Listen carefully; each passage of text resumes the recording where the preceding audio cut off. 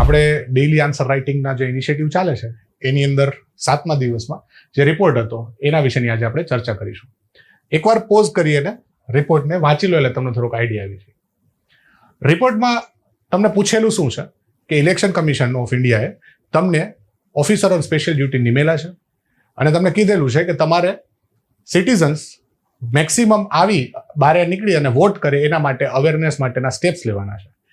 એના માટે તમે કયા કયા સ્ટેપ્સ લીધેલા છે એ તમારે ઇલેક્શન કમિશન ઓફ ઇન્ડિયાને રિપોર્ટ કરવાના છે. સિમ્પલ છે. આ રિપોર્ટ રાઇટિંગમાં કયા કયા મુદ્દાઓ વધુ ઇમ્પોર્ટન્ટ હોય છે?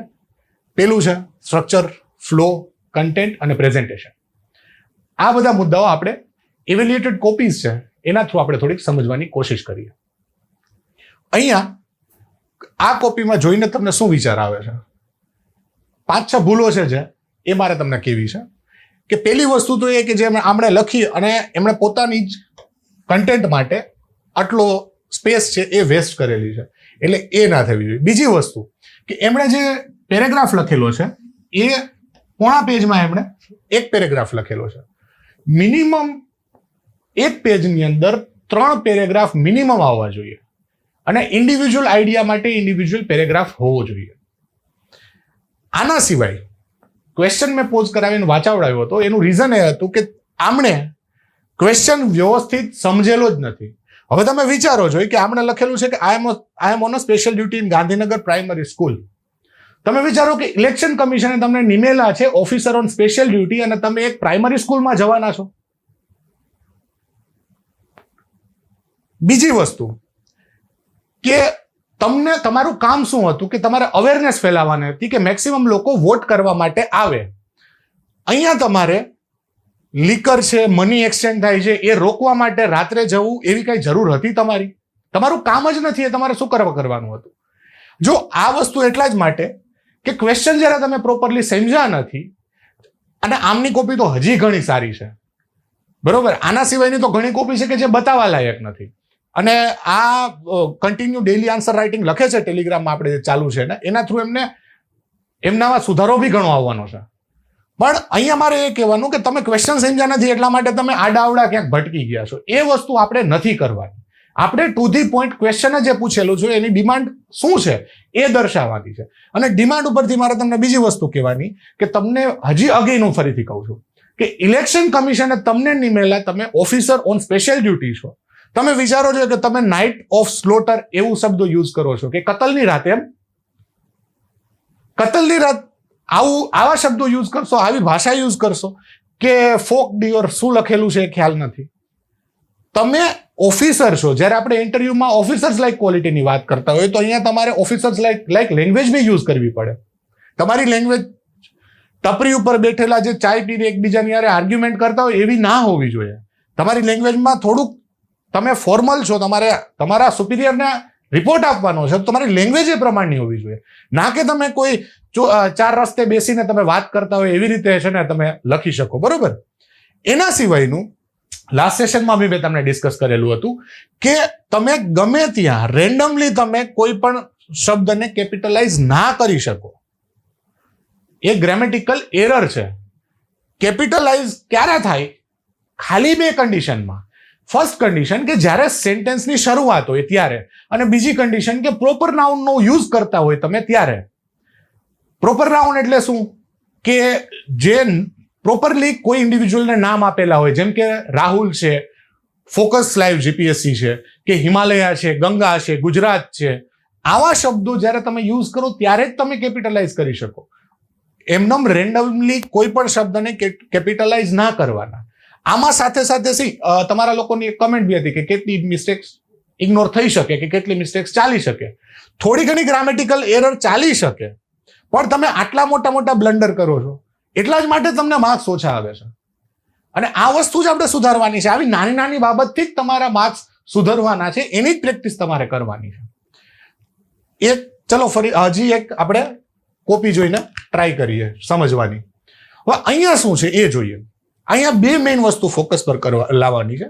પહેલી વસ્તુ કે તમે લખેલું છે, તમે કાંઈક વસ્તુ તમારા એક્સપ્રેશન છે એ સામેવાળાને સમજાવવા માટે પહેલું કે તમારે જે ઇમ્પોર્ટન્ટ શબ્દો છે એ તમારી જવાબદારી છે કે તમે સામેવાળાને બતાવડાવો. એમની જવાબદારી નથી કે એ ગોતે. એટલા માટે તમારે જે ઇમ્પોર્ટન્ટ તમારા કીવર્ડ છે એને હાઇલાઇટ કરવાના છે. બીજી વસ્તુ, હવે તમે વિચારો કે અગેન ફરીથી હું ક્વેશ્ચન ઉપર જ જઈશ કે ક્વેશ્ચનમાં તમને ઇલેક્શન કમિશને ડ્યુટી આપેલી છે કે તમારે આ કામ કરવાનું છે.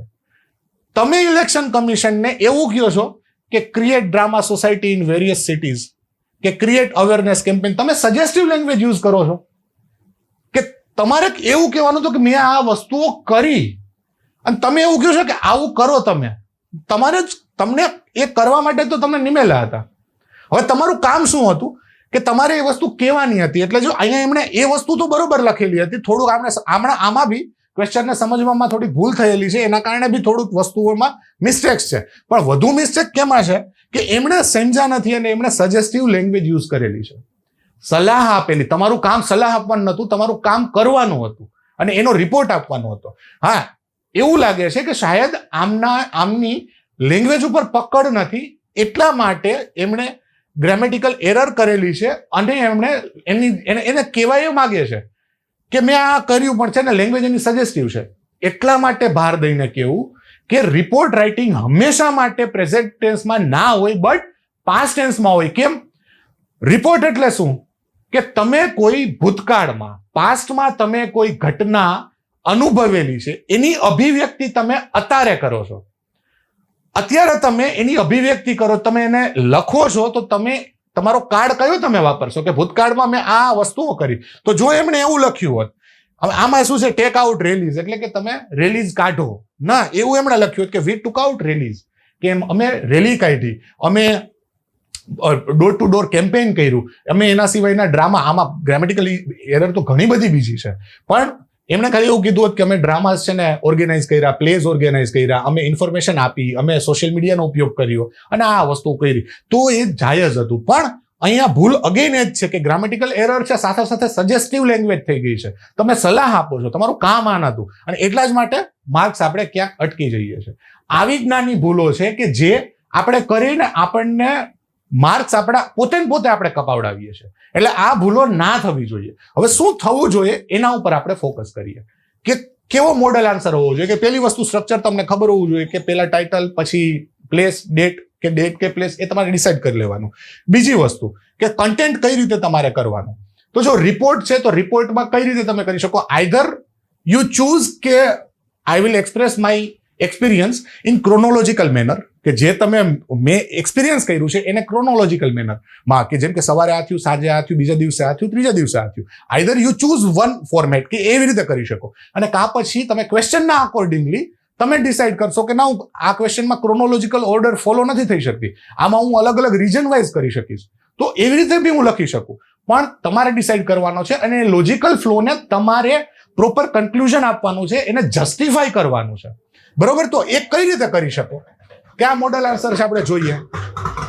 આજે મારો ક્વેશ્ચન જ્યારે ઓપન એન્ડેડ હતો, મને કોઈ એવી એક ઘટના કીધેલી નથી કે સ્પેસિફિક તમારે આના વિશે જ કરવાનું. તો હું પેલા મારું જ્યારે ઇન્ટ્રોડક્શન બાંધીશ ત્યારે હું એમને કહી દઈશ કે હું આ જગ્યાએ આવી રીતે ગયો તો મારું આ કામ હતું. એટલે હું સામેવાળાને વાંચવામાં ખબર પડી ગઈ, અચ્છા આમને વેગ અમે ક્વેશ્ચન આપ્યો તો અમને જનરલ, આમને જે મેં વેગ ક્વેશ્ચન આપ્યો હતો એની જગ્યાએ એમને વ્યવસ્થિત એક પ્રસ્તાવના બાંધી લીધી કે આ મારું કામ હતું. એટલે અહીંયા શું થયું કે મને ઇલેક્શન કમિશને ગુજરાત માટે નિમેલા હતા. હવે ગુજરાતમાં મેં આ સ્ટેપ્સ લીધા. કયા સ્ટેપ્સ લીધા? તો હવે કન્ટેન્ટ તમે એનરીચ કઈ રીતે સારી રીતે લખી શકો. પહેલી વસ્તુ કે હવે જ્યારે વોટિંગની વાત થાય તો ત્યારે યુથની વાત થવાની છે. યુથની વાત થવાની છે તો આપણે કોલેજ હંમેશા યાદ કરવાના છીએ. તો શું કર્યું? સૌથી પહેલી વસ્તુ કે અમે એજ્યુકેશનલ ઇન્સ્ટિટ્યૂટ સાથે, યુનિવર્સિટીઝ સાથે, ગુજરાત યુનિવર્સિટીને ઇન્ક્લુડેડ બીજી યુનિવર્સિટી સાથે અમે કોલેબરેટ કર્યું અને એમાં શું કેમ્પેન ચલાવ્યું તો કે એવરી વોટ કાઉન્ટ્સ કરીને કેમ્પેન ચલાવ્યું. શા માટે? તો કે યુથ છે અત્યારે, એના તમારે કહેવાનું છે કે એવરી વોટ કાઉન્ટ્સ, તમારો હરેક વોટ કાઉન્ટ થવાનો, તો જાઓ અને વોટ કરો. આવું વોટર અવેરનેસ કેમ્પેન ચલાવ્યું. સાથે સાથે ખાલી કેમ્પસમાં સ્ટુડન્ટ્સ નથી, બીજા લોકો બી છે, તો એમના માટે એ લોકોને બી એવું કહેવામાં આવ્યું કે તમે બીજા લોકોને આ વસ્તુ કયો કે એવરી વોટ કાઉન્ટ્સ. બીજી વસ્તુ શું કરી કે અમે વોટર્સ પ્લેજ પોડિયમ મૂક્યા. હવે વોટર્સ પ્લેજ પોડિયમ્સ એટલે શું કે એવી જગ્યાઓ રાખી, ત્યાં કોર્નર એવા બંધાવ્યા કે જ્યાં છે ને વોટર આવી અને પ્લેજ કરે કે હું બારે જઈ અને મને જે પસંદ છે એ કેન્ડિડેટને હું વોટ આપીશ.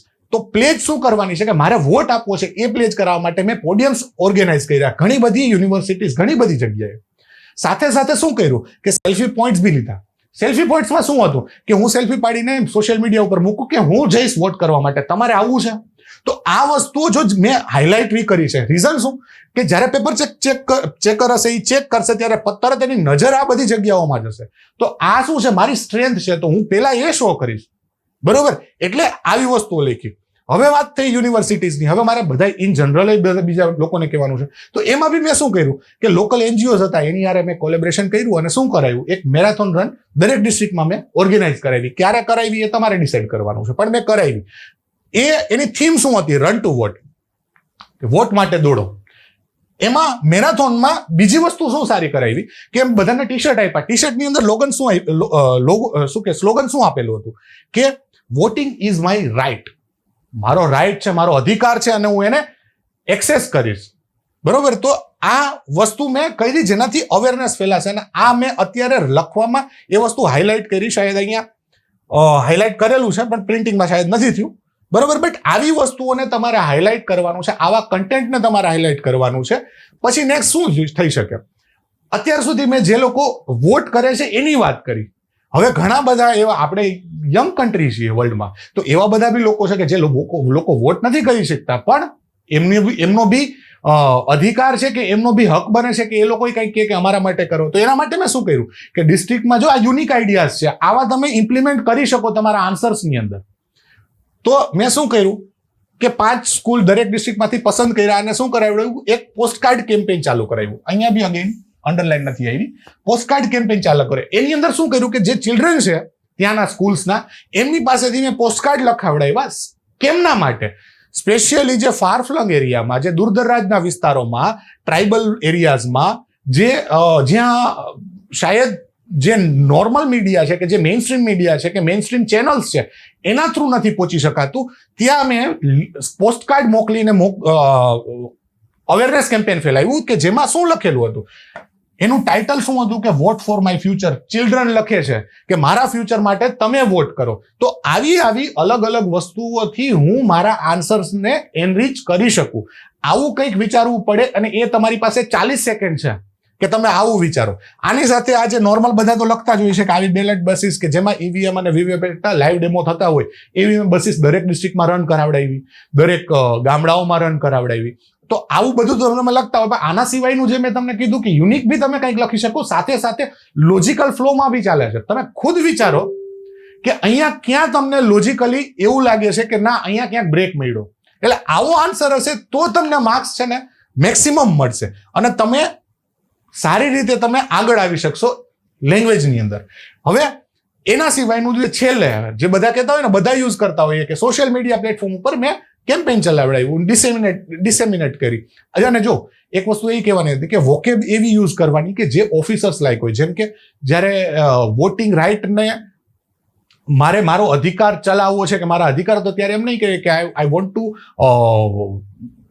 યુઝ માય રાઇટ, ના, યુઝ કરતા એક્સરસાઇઝ માય રાઇટ. તો એ વર્ડ સારો છે, તો એવી વોકેબ યુઝ કરવી પડશે તમારે. નોર્મલ અગેન મેં તમને જે કીધું એ પ્રમાણે કે આપણે ચાની ટપરી ઉપર નથી બેઠા. ઇલેક્શન કમિશને શાયદ કલેક્ટર કરતા ઊંચી પોસ્ટ હશે મારી, તો એમની લેંગ્વેજ બી એવી હશે કે હું સ્પ્રેડ નથી કરી ઇન્ફોર્મેશન, સ્પ્રેડ વર્ડ નથી યુઝ કર્યો, બટ ડિસેમિનેટ વર્ડ યુઝ કર્યો છે. તો આવી વોકેબ કેળવવી પડશે. તો આવી નાની નાની વસ્તુઓને ધ્યાનમાં રાખી તમે જો આગળ વધશો તો જ તમારા આન્સર નીકળીને આવશે. અને છેલ્લે જે મેં કન્ક્લુઝનમાં 4 લાઇનમાં, ઘણા બધા કન્ક્લુઝન તો અડધા પેજના લખી નાખતા હોય છે, છેલ્લે કન્ક્લુઝન આપણે 4 લાઇનમાં શું લખેલું છે કે these initiatives demonstrate the election commission of India's commitment to creating electoral awareness, increasing voter turnout and celebrating the spirit of inclusive, accessible, ethical, participative and festive elections in India. આટલા શબ્દોમાં મેં મારું આખું જે કામ હતું એને વર્ણવી દીધું કે હા મેં આ કરી લીધું છે અને તમે જોઈ લો કે કેવી રીતે સારી રીતે કરેલું છે. બરોબર, તો આવા ટ્રાય કરવાની કે જે મેં આજ કીધી છે એ મિસ્ટેક્સ આપણે અવોઇડ કરીએ અને આવી રીતે કંઈક લખવાની કોશિશ કરીએ જેથી કરીને આપણા આન્સર ઘણા નીકળીને આવે. ચલો હવે નેક્સ્ટ સેશનમાં મળીશું.